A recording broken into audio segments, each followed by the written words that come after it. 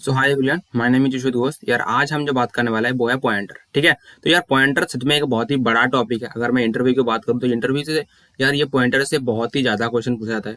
और मैं और एक बात बोल देता हूँ, सिर्फ सी प्लस प्लस में ही ये पॉइंटर का टॉपिक आता है। ठीक है, अलग जो लैंग्वेज है जैसे कि मान लो जावा, जावा में पॉइंटर है नहीं। ठीक है, तो यार सच में पॉइंटर आपको, अगर सी प्लस प्लस की बात करूं तो यार पॉइंटर सच में एक बहुत ही बड़ा टॉपिक है। ठीक है, तो यार इसकी डेफिनेशन की ओर चलते हैं। तो आप इजीली पता लगा सकते हो कि पॉइंटर पॉइंटर मतलब क्या, किसी को अगर पॉइंट करना हो। ठीक है, तो यार स्टार्ट करते हैं आज इस वीडियो। ठीक है, तो यार पॉइंटर क्या होता है, पहले आपको मैं एग्जांपल के थ्रू इसको समझने की कोशिश करता हूँ, उसके बाद हम डेफिनेशन पे जाएंगे इसका। ठीक है, तो लेट से मान लो एक हमने क्या ले लिया यार, एक हमने ऐसा ले लिया इंटीजर a इक्वल्स टू 10। ठीक है, तो इसका मीनिंग क्या होता है, तो बेसिकली मेमोरी में एक ऐसा ब्लॉक बन जाता है जिसका वैल्यू होता है 10।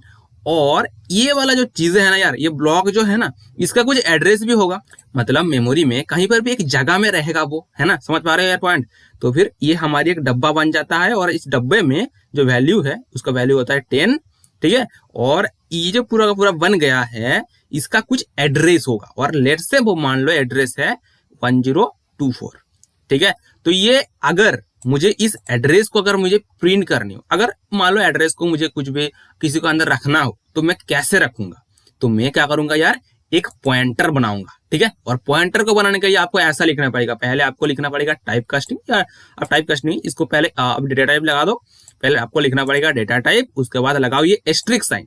ठीक है यार, ये एस्ट्रिक साइन लगाओ और उसके बाद लगाओ पॉइंटर की नाम जो आप नाम लेना चाहते हो। लेट से मैंने यहाँ पर पी ले लिया, या पीटीआर कुछ भी ले सकते हो आपकी मर्जी हिसाब से। ठीक है, तो आपने ऐसा ले लिया, उसके बाद आप क्या क्या लिखोगे, phi is equals to address of A. आप ऐसा लिखोगे, मतलब हमने क्या कर दिया, हमने किया ये कि ए का जो एड्रेस है वो हमने पी में असाइन कर दिया। ओके, सो यार देखो यहाँ पर मैंने क्या किया, यहाँ पर पी ले लिया और पी के अंदर अभी जो वैल्यू है वो क्या है, एड्रेस ऑफ ए का, मतलब एड्रेस ऑफ ए का। समझ पा रहे हो यार, ठीक है ना। तो एड्रेस ऑफ ए की जो चीजें है, एड्रेस ऑफ ए की जो पी में आ गया। अब समझ पा रहे हो यार क्या बोलना चाह रहा हूं मैं। तो फिर आपको मैं सिंपल सी और एक वर्ड बोल देता हूं, पहले आपको लिखना, आप कुछ भी ले लो। ठीक है, और पी में सिर्फ क्या कर सकते हो, आप एड्रेस स्टोर करवा सकते हो। अगर आपने ये पॉइंटर ले लिया तो पॉइंटर में आप क्या कर सकते हो यार, सिर्फ एड्रेस स्टोर करवा सकते हो। ओके, तो फिर आप क्या बोल सकते हैं, pointer is a variable that contain address of another variable. ये क्या कर सकता है यार, ये स्टोर करवा सकता है क्या, कि अनदर वेरिएबल का एड्रेस। ओके, अरे बात समझ में। चलो यार, आपने तो ये समझने की कोशिश करा, और चलो अभी कोडिंग पे। तो यार मैंने देखो यहाँ पर ए ले लिया, और ए में क्या किया मैंने, बेसिकली यहाँ पर मैंने ए इक्वल्स टू 10 लिख दिया। तो अभी मैं एक काम करूंगा, एक पॉइंटर ले लूंगा।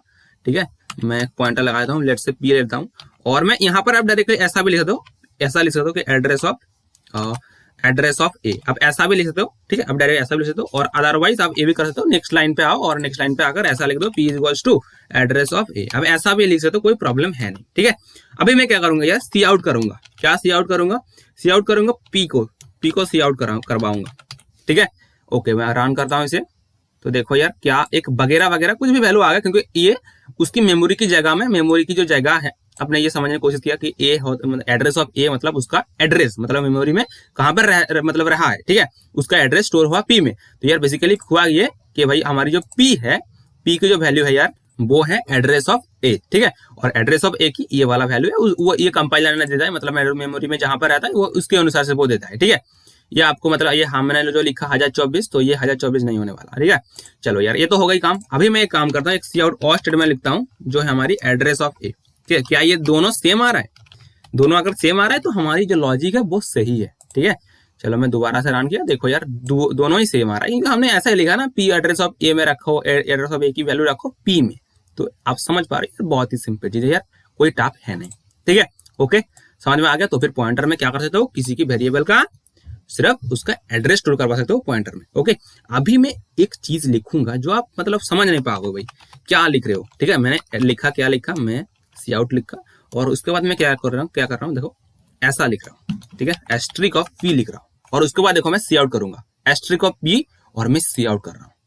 इजीली देखो क्या आ रहा है, क्या आ रहा है यार, ये 10 आ रहा है।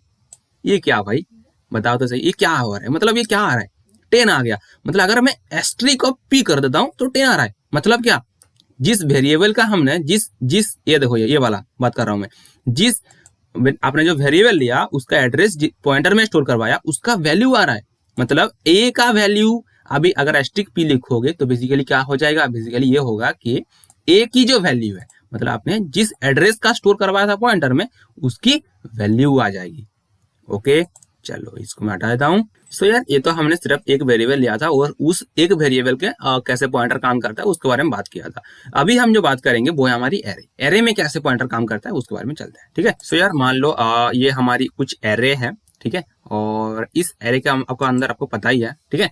तो ये मान लो 1024 है, तो उसके बाद वाला जो होगा +4 हो जाएगा, तो 1028, ठीक है। ये आपको अच्छी तरह से पता है ऑलरेडी, ठीक है। ये मैंने बहुत बार बोल रखे हैं, वो ये आपको पता होना ही चाहिए, ठीक है। उसके बाद वाले अगर बात करूं तो 1036 हो जाएगा। उसके बाद वाली अगर बात करूं तो 1040 हो जाएगा। उसके बाद वाले अगर मैं बात करूं तो ये हो जाएगा 1044, है ना। तो ऐसा मानो, ठीक है। अभी ये थोड़ा लगाओ यार, ठीक है। ओके, मैं इसको थोड़ा बस देता हूँ, ठीक है, हमारी दिखने में अच्छा लगेगा, ठीक है। बस ऐसा कुछ है। ओके, अभी अगर मुझे इस एरे को अगर मुझे पॉइंटर के थ्रू अगर मुझे एक्सेस करनी हो तो मैं कैसे लिखूंगा। फर्स्ट ऑफ ऑल मैं पहला एक काम करूंगा कि एक पॉइंटर ले लूंगा, पहला काम हो गई। और एरे तो ऑलरेडी हमने ले ही लिया, ठीक है, एरे तो हमने ऑलरेडी ले ही लिया, तो मैं पॉइंटर ले लूंगा। उसके बाद वाला लाइन या उस लाइन पे ही मैं ऐसा लिख दूंगा कि ARR, मतलब उस एरे का नाम, लेट्स से मान लो इस एरे का नाम है ARR, तो मैं डायरेक्टली क्या करूंगा, डायरेक्टली ऐसा लिख दूंगा इंट *p = ARR। इसका मीनिंग क्या हुआ?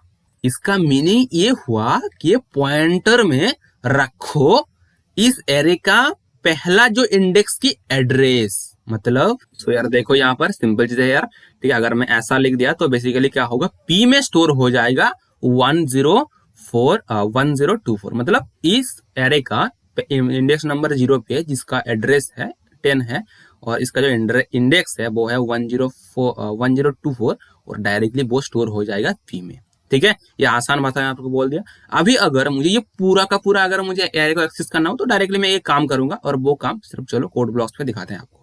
सो देखो मैंने यहाँ पर क्या एक एरे ले लिया और डायरेक्टली एक पॉइंटर ले लिया, ठीक है। अभी मैं एक काम करूंगा कि P = ARR लिख दूंगा, ठीक है। तो बेसिकली क्या होगा, जो हमारी पहले ब्लॉक को वो डायरेक्टली वो इंडेक्स करा। अगर मैं सी आउट करूंगा यार, अगर मैं सी आउट करूं कि P को अगर मैं यहाँ पर सी आउट करूंगा तो क्या होगा, बेसिकली जो पहले ब्लॉक का हमारी जो पहली ब्लॉक के जो इंडेक्स है वो डायरेक्टली वो बोल देगा, हमें पता भी नहीं है इंडेक्स क्या है।